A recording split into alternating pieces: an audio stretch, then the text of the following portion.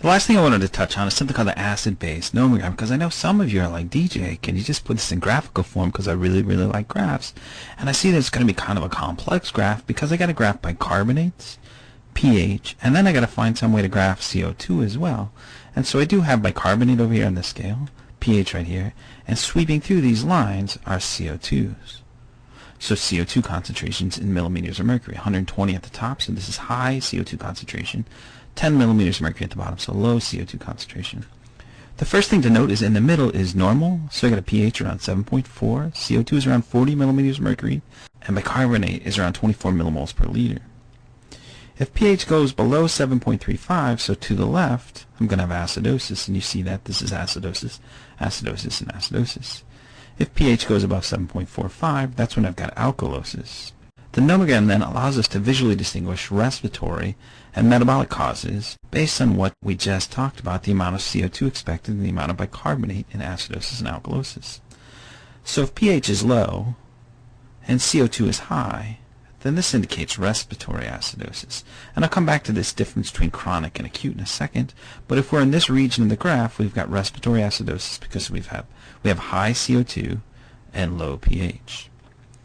If pH is low and bicarbonate is low, then this is metabolic acidosis. If pH is high and CO2 is low, this is respiratory alkalosis, and again I'll come back to chronic versus acute.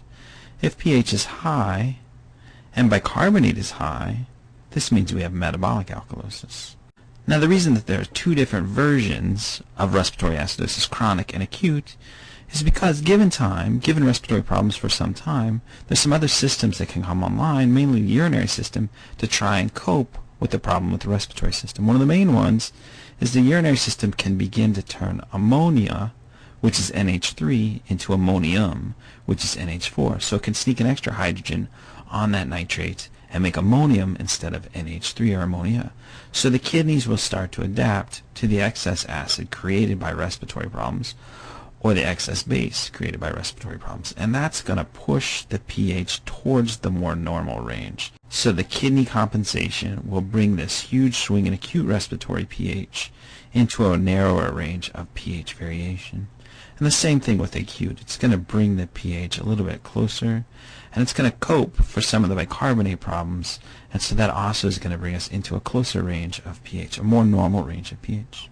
Now I said at the beginning that we're going to keep things a little bit simple, and we're going to assume that the problem would only be respiratory or only metabolic in nature. And that's where this graph comes in quite handy, because you can identify whether something is respiratory or metabolic. If somebody falls in one of these intermediate ranges, it means that they have a mixed disorder. It means they have metabolic problems in addition to respiratory problems. So this graph can help diagnose those kind of things too. That's all I got for alkalosis and acidosis and trying to determine the difference between respiratory and metabolic causes. So thank you.